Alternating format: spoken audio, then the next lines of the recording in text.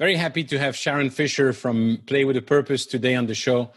Sharon has been playing for 30 years. That's what she does, and that's how she's helping organization to integrate the playing part, the fun part into the learning. She's making excellent point, especially between the difference with engagement and content. It doesn't have to be one or the other, but how do you blend that?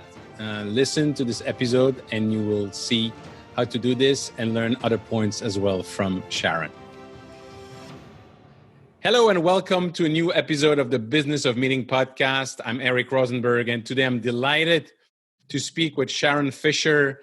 Sharon is the CEO and founder of the Play with a Purpose company, where basically she's being paid to play, but you will see that it's playing with a purpose and a very clear objective to help companies. So Sharon, thank you so much for taking the time to be with us today. Well, thanks so much for having me. I'm excited. You know me, I love to talk about play. With great pleasure. I would like to start because, this podcast is for people in the meetings and event industry, but also for, and mainly for the people that own their business or are thinking of starting their business. When I was reading some of the information that you filled in our questionnaire, that reminds me when I started, where people telling you, oh, come on, Sharon, this is not going to fly. Nobody is going to ever pay you for that. It's such a bad idea. You should not do it. And yeah, I think every business owner gets told that, probably more by their family than anybody else. But yeah, I had a lot of friends that I said, I think I'm going to start a business that's all about play. And they're like, are you crazy? You will never make it. There's not enough business out there. There's not enough people that believe in it. Nobody will pay you to do that. And I said, well, you know what? The worst thing that could happen is I have to go sling burgers at McDonald's for a living, and that wouldn't last for very long. So I'm going to take a chance and see what happens. And, the barrier to entry was fairly low. It's still fairly low. For $5, you could buy a URL and be in the team building business. And so it's pretty, the barrier was pretty low. And I decided, I'm going for it. I'm not going to listen to them. And to this day, I still have one friend that says all the time, I can't believe I ever told you that. Now it's 30 years later and you're still playing. Which is awesome. And congrats for that. Now, obviously, you look at it with all the successes you had over the years, but in your mind, 30 years earlier, when you are thinking of this idea and people are telling you, don't do it, that's not going to work. Nevertheless, you decide to do. What makes you still wanted to do it and go with it? I love what we do. And I actually pulled, which I'd love to share with you, a quote that has inspired me kind of my whole entire life. Sure. And it's by an author named James Michener. And it goes like this. The master in the art of living makes little distinction between his work and his play, his labor and his leisure, his mind and his body, his information and his recreation. He hardly knows which is which. He simply pursues his vision of excellence at whatever he does, leaving others to decide whether he is working or playing. To him, he is always doing both. And for me, I think play just got in my heart and in my bones and in my love. And I just, when you love something so much, you're willing to devote the time and the energy and the effort it takes to learn and continue to build. And you invest the curiosity that's needed to constantly invent and stay ahead and stay practical in the game. And it's just been, I was one of the really lucky ones that found very young what inspired me and motivated me. Awesome. So I'm listening to the quote you just said, and the first idea that came to my mind said, okay, so I think we're in alignment here. There is no such thing as the private and professional life balance. It's more an integration of both. Always. And again, I come back to when you love something so much, you don't ever turn off. Like could be standing in line at the grocery store, waiting my turn, and something in a magazine catches my eye and I'm like, ooh, I could create an event around that, or, oh, that's a cool idea for a way to like networking, or man, that's a party I'd like to go to. Who do I know that could get me an invite to that? So when you really, really love it, you're not ever turned off. Everything always flows, and you're always constantly alert to the opportunities in work to laugh and have fun and really bring joy to it, and the opportunities in play to be inspired for new things to do at work. It truly is a melding of the two lives. It's not like you go to work and then you go home and turn off and do something entirely different. Your brain doesn't work like that. Not that you don't go and have fun, but things you see inspire you and make you come back to thinking about work again. So it is like just this one great big huge woven ball of yarn that everything just kind of all goes together. And that, I don't want to make the parallel with the life of an event planner, because you rightly, and I fully agree with that, you rightly said that we should stop separating engagement and content. Can you elaborate on that? Can I get up on my pedestal now?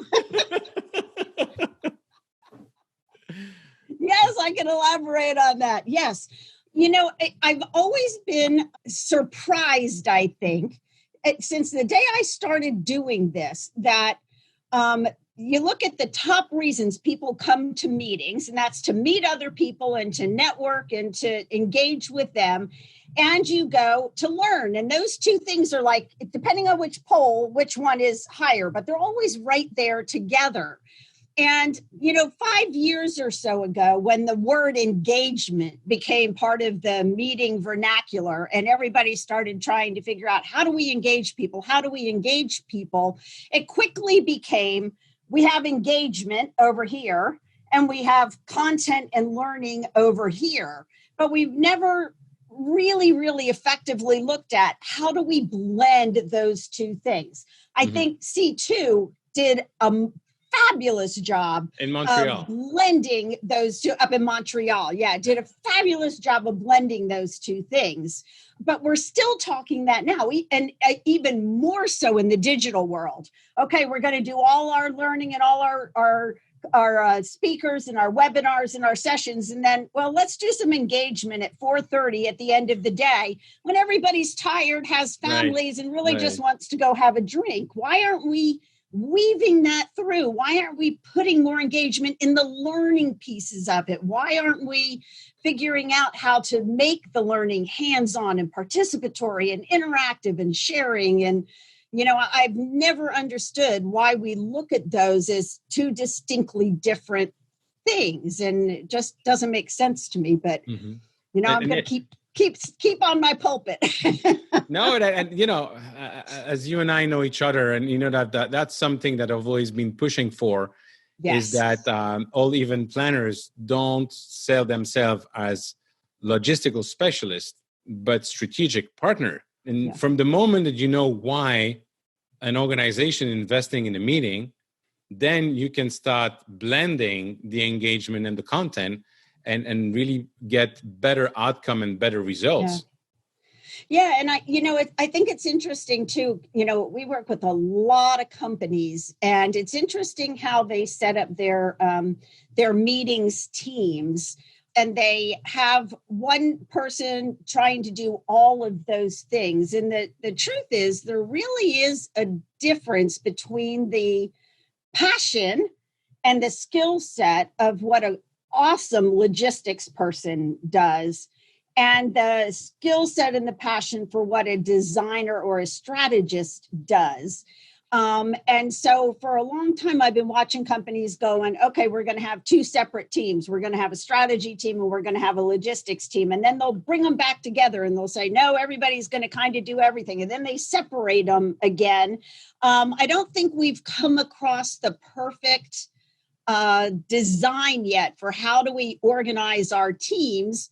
Truth be told, it depends on the team, but how we organize our teams to really maximize that skill set that comes from the different halves of the brain, you know? So, but to plan a meeting and focus on nothing but logistics and not think about the content and the why and the purpose and the strategy and the results doesn't really make any sense. We can engage all day and not achieve our results. So true, absolutely true.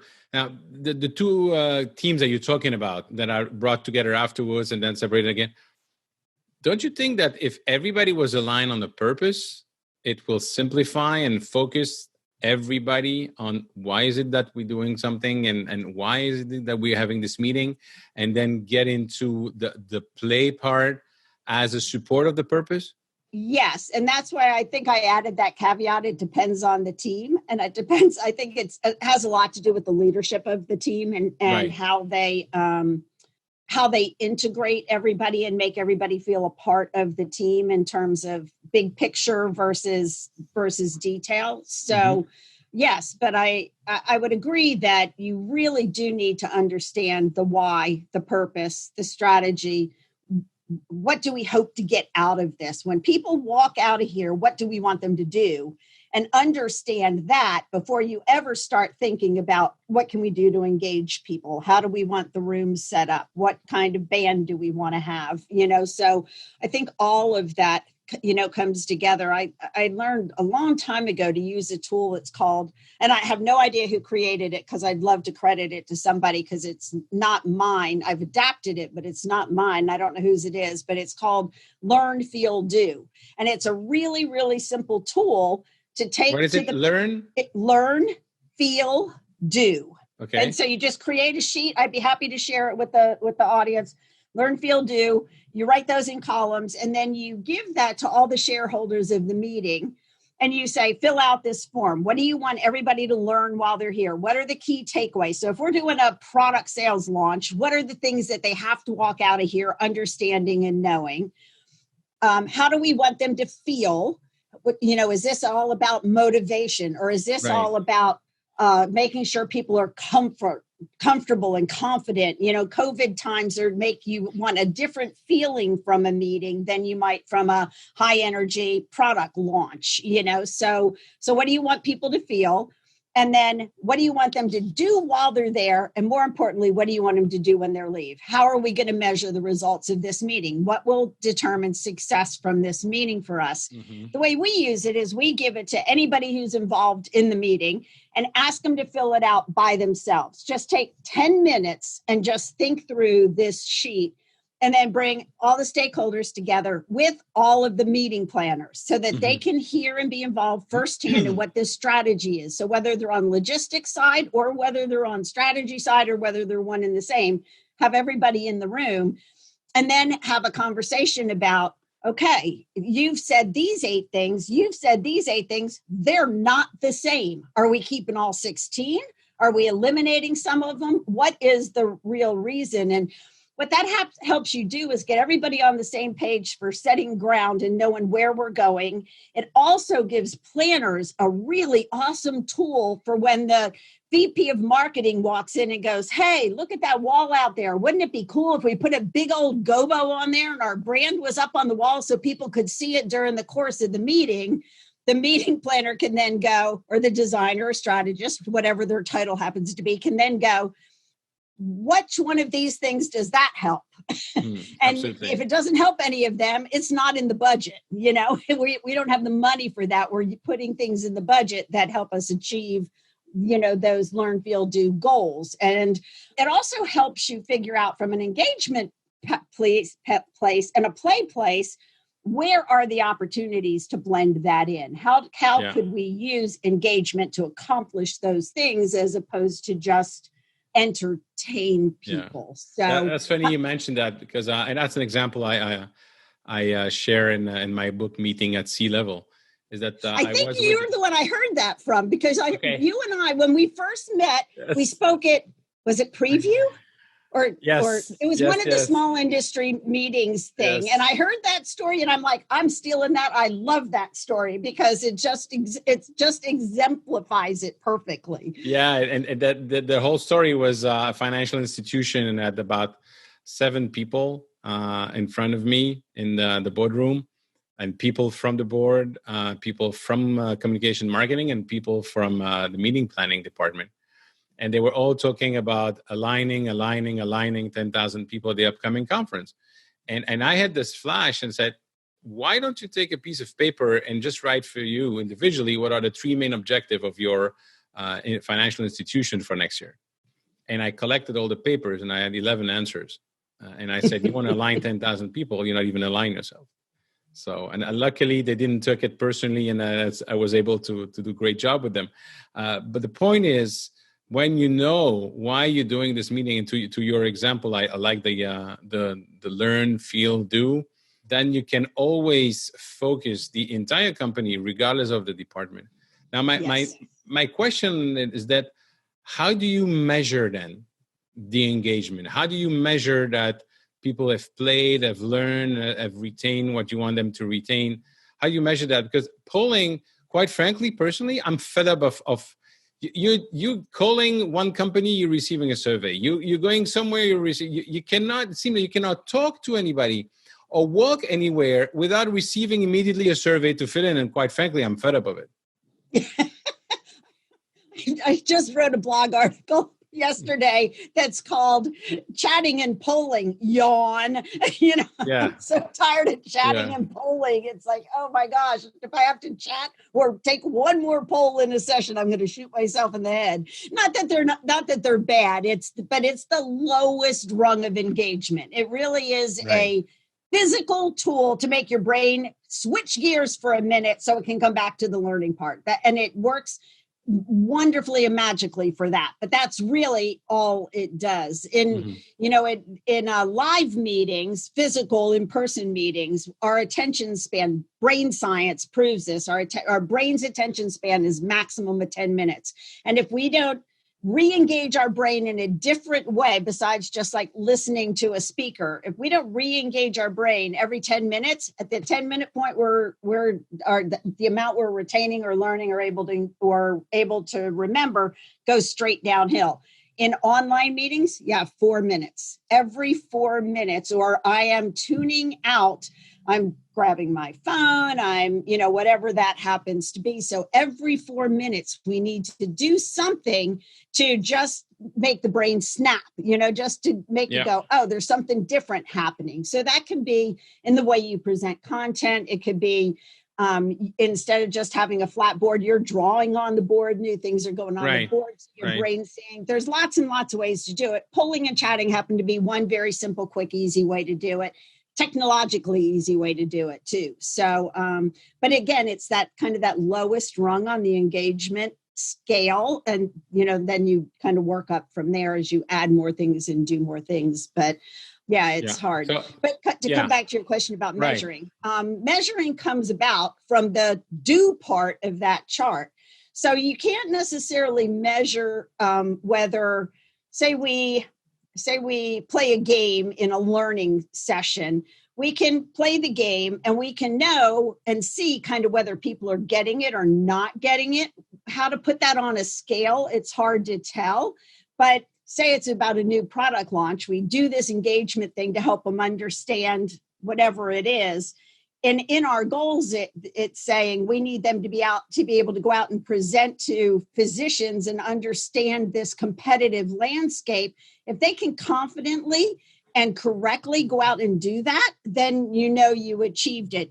The challenge is meetings are never happening in a vacuum. You don't get everything you need in the meeting and then nothing else happens around it. So isolating measurement to a specific meeting, I think, is really, really difficult because there's so many, especially in what I do, because there's so much that goes into learning and education and recall and demonstration and practice that it doesn't usually happen in a 2-hour training session. There has to be an all-encompassing plan. Yeah.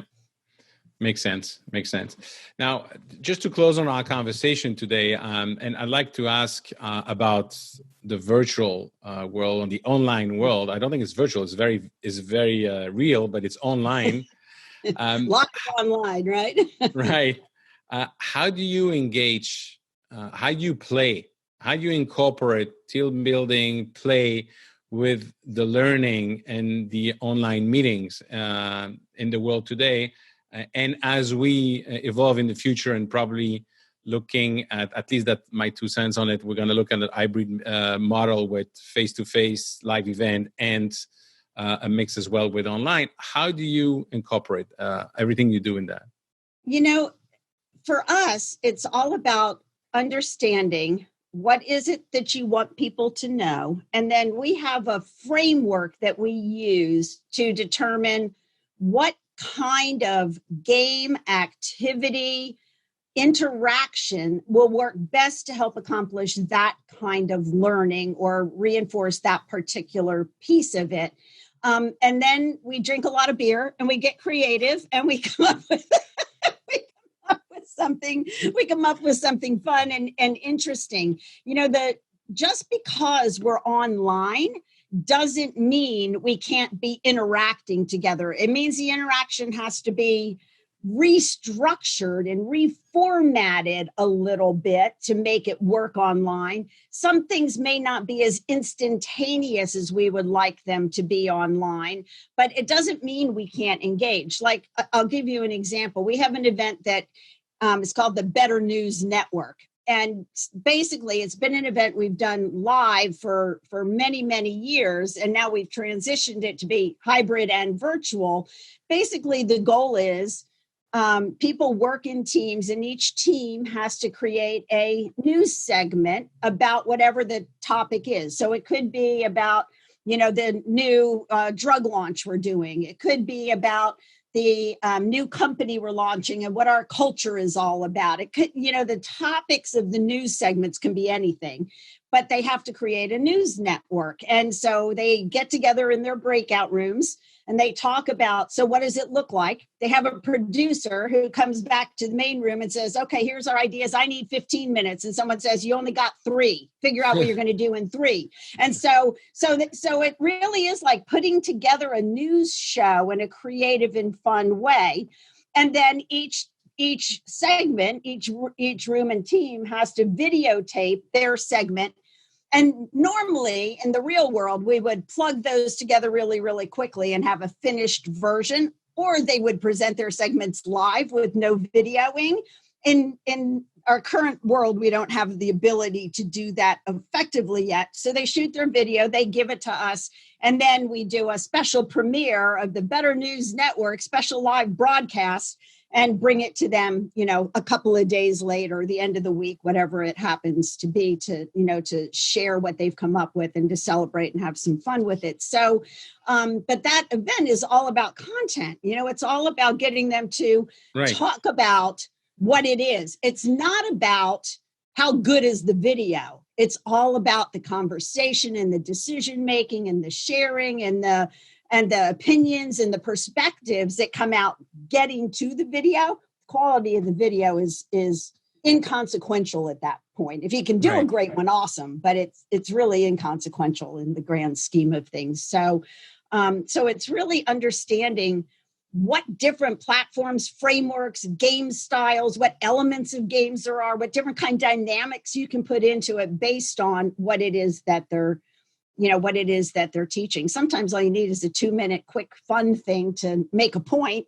And sometimes it could be something as big as the Better News Network. So that's one tip, if I could, I know we're running out of time, but the one tip I'd really like to leave people with or share with people is that, in the online world, because our attention spans are short, everybody thinks every section needs to be really short, which is an utter falsehood. The sections or sessions do not need to be short. They need to be engaging. So if I'm doing something in the session and I'm asking my speakers to do something participatory and fun and interactive and conversational, then I need more time to do that. I can't do that in 30 minutes because by the time I explain what we're doing and move them into a breakout room, it's time to come back already. So be careful, be really, really conscientious about not saying that things have to be short and looking at what does it take to accomplish our goal and how much time do they need to do that? And can the time be used effectively to really engage people and make it a good session?